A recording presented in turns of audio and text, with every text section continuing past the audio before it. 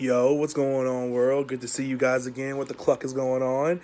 No, literally, because I just heard that Jamie Foxx is going to come back to play Electro in the Tom Holland Spider-Man sequel, and there's a lot to unpack. Okay, so I'll start with this. Jamie Foxx is an exceptional actor. He's one of my favorite actors of all time. He's so underrated. I feel like, rarely is he given a role that is up to his potential. He's a guy that loves to be challenged. Currently, I was so excited to watch him play Mike Tyson. I saw the pictures come out. That dude just commits to a role. When I saw him when I initially heard he's going to be in the Andrew Garfield Spider-Man, I was excited. Of course, those movies weren't written as well, but they did get the lore right. They did get the essence of Peter Parker and Spider-Man right. And he was a campy Electro, but he was very entertaining. There was nothing bad about him. He did the best of what was written. You know what I mean? There's only so much you could do as an actor when you're given a script, right? So, I know the MCU wants to tackle the multiverse and whatever. My gripe is this. It's just the disorganization trying to catch up with DC, because DC goes to fandom and they say, well, yeah, like all of our movies, they're separate, but we clearly have a multiverse and like yada yada yada. We're not trying to do continuity, and I guess like Marvel wants to like now go against the grain and go against the formula and claim that we're doing a multiverse too, and that's fine. But I just feel like it's a lot of teasing and a lot like when it is revealed, it makes no kind of sense, like an Endgame, okay? And so you had the Far From Home trailer where everybody was teased that there's gonna be a multiverse because that's what Mysterio was posing as, like he's from another universe. And they did nothing with it, like at all. Like he wasn't even from another universe, like none of that. Like I was expecting like him to be a Peter Parker from another universe, and like he turned evil, yada yada yada. And like they didn't even do that. Like I thought I wrote a better movie for Far From Home than the actual writers did.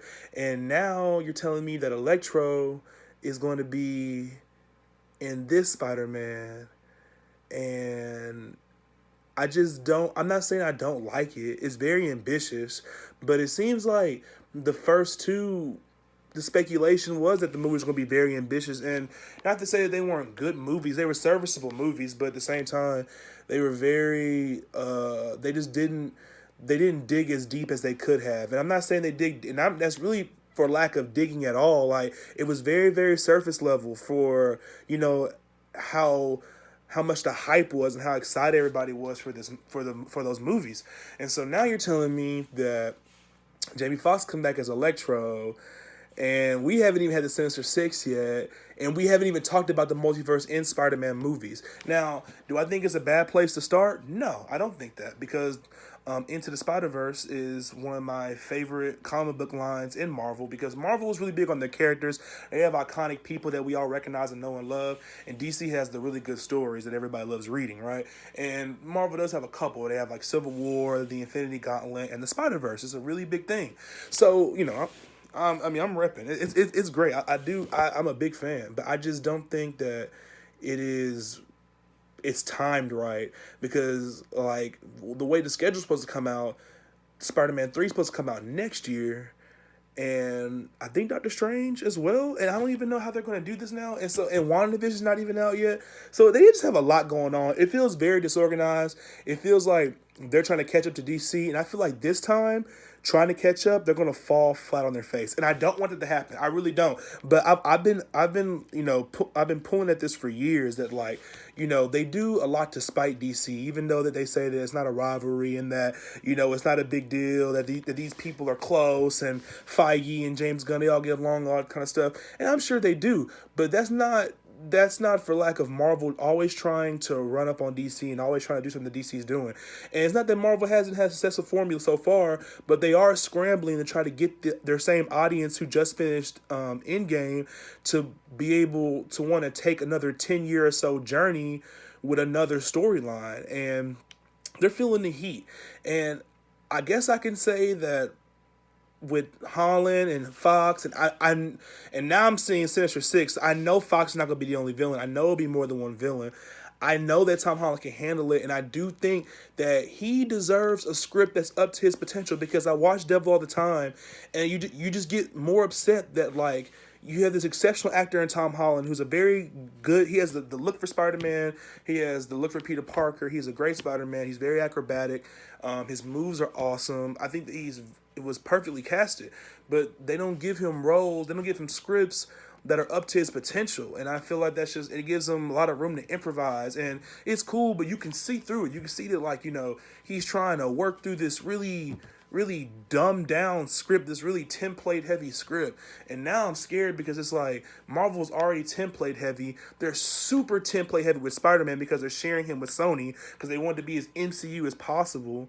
You know what I mean? And I don't know. I feel like there's some spite between it, but I won't get into that right now because I don't know. But it feels super rushed, and it just feels like that it's not. I've been an advocate, like not an advocate, but I've been like one of those people saying like, I don't know what this third one's gonna be like. I was just expecting, like a Craven storyline, because he got his identity revealed at the end of Far From Home. And this wouldn't be the first time they brought back somebody to reprise a character because I can't think of his name. He's a great actor. I can't think of his name. But he came back to play J. Jonah Jameson. What is his name? Oh, I can't think of it. I can't think of his name. But yeah, so they've done it before, but you can blend that in. Like, you could easily have a equally looking, like the same guy played J. Jonah Jameson from the Toby verse, and then have another one in the Holland verse, and they'd be two different people. That makes sense. But that Electro is very distinctive, and I just feel like just because of the lore, you know what I mean, from those Amazing Spider-Man movies are very distinctive. So it feels a lot like the Vulture at the end of that. He's at the end of that Morbius trailer, and I just feel like they're doing. I just feel like so much disrespect is being done, like, to Marvel's most profitable character. You know what I mean? Like, DC handles. You can say what you want about DC. They handle Batman very well. They take their casting very seriously. They take direction very seriously. They take production very seriously. They take, different variations very seriously. Like, it's a real thing because they know people are really, emotionally tied to Batman and Bruce Wayne. Just like people are emotionally tied to Peter Parker and Spider-Man. And they don't tell classic Spider-Man stories. Like I'm playing the game right now, and the game has more story than the actual movies. And then, his character arcs in the Avengers films are more deeper than the ones in his solo flicks. So I just don't, what I'm saying is, I don't trust direction at all.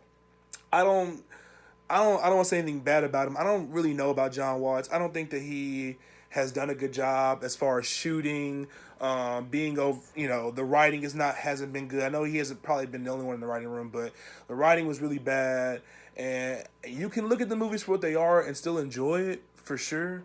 But as Spider-Man movies, there are a ton that are way better. And so now you're telling me that, we're doing the multiverse, and we didn't even talk about it in the last one. Not even a little bit. Like, they mentioned it, like, in one sentence. He was like, oh, yeah, from the universe, yeah. And it was a big lie. They didn't even, try to, dive into it or, talk about it and get everybody warmed up for it. We haven't seen any other movie.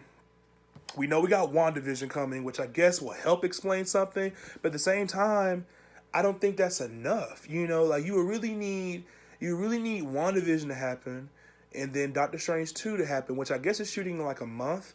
So I guess that would come out first because they stopped. They they paused shooting on Spider-Man. They didn't even start shooting Spider-Man because they wanted the coronavirus not be a thing, for whatever reasons, and I understand that. But I gotta see more before I'm just behind it. Now, am I excited? Of course. You could go a lot of places with this. You can go Sinister Six.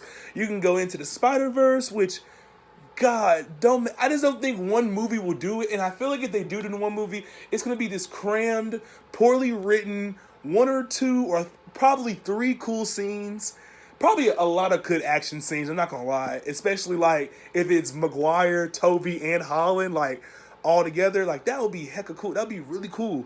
But I just, it's not rolling off my tongue the right way. And maybe I'd feel better if we got some really complete, solo flicks leading up to this one. But now we barely even know who this Peter Parker is because he's been fighting the shadow of Iron Man. And now you're telling me he's got to fight the shadow of Andrew Garfield and Tobey Maguire? You're putting me in a corner here. Am I supposed to love Tom Holland or am I supposed to love his universe? Because that's what they keep trying to tell me. That I need to Tom Holland's universe more than I like Tom Holland, and I feel like that's not fair on the actor. He's an exceptional actor. He makes great movies. He's very talented, and I really enjoy him, and I enjoy his spirit because I think he embodies the essence of Peter Parker and who Peter Parker is. But I just don't think he's been given the fair hand as far as an exceptional writing team, and it's not even hard to write a good Spider-Man story or a screenplay. It's not. It's really not. He's more relatable than I guess than what these people think. And you guys know, the ones who read comics and watch the movies. He's a very relatable character. Like, I just feel like you need to build up his actual verse before you just start spurting out Electro from the and he was a great villain, but you spurt out a villain from the worst Spider-Man live action movie to date. Like, the Amazing Spider-Man 2 still gets flack today, and you plucked a villain from that movie. That either means that you do not know what you're doing, or you have an exceptional writing team, or it's both, because that was a Sony movie. That was strictly Sony. Them Maguire and Andrew Garfield movies are strictly Sony. The Tom Holland movies are Disney and Sony sharing because they signed a contract to share the rights for Spider-Man. So I guess maybe Sony provides the budget, MCU writes the film, or MCU provides the budget, Sony writes the film and direction. They do it some kind of way like that. But it's like I said, it's just not rolling off my tongue right. I will see the movie regardless. I'm excited for the third one. I want to know what it's about, but I really do think we need to see more before we're just jumping to, how great it is seeing all three of them on screen, because, that's cool and all, but are we going to see all three of them on screen at the cost of a really terrible movie, of a movie that's written terribly, and I'm scared because last time nobody cared. Last time people saw the movie Far From Home, and they said multiverse one time in the trailer, and Jake Gyllenhaal's, and I was one of them. Jake Gyllenhaal's Mysterio and the new suit and whatever, and Iron Man's dead, and we came running to the theater. We all saw it multiple times.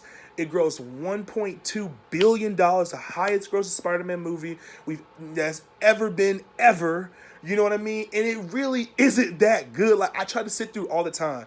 And I even asked my brother the other day, because he was watching. I was like, what do you think about it? He's like, I said, what do you think between Homecoming and Far From Home? What's your favorite? And he was like, they're both the same. And I agree with him. They are. They're both the same movie. The stakes didn't get any higher. You can say Mysterio really wasn't just the biggest upgrade from Vulture. They had the same kind of motives. They both hated Tony Stark. You know what I mean? They're both trying to profit off something. It was the same script, just in Europe. And it was a little bit faster paced than the first one.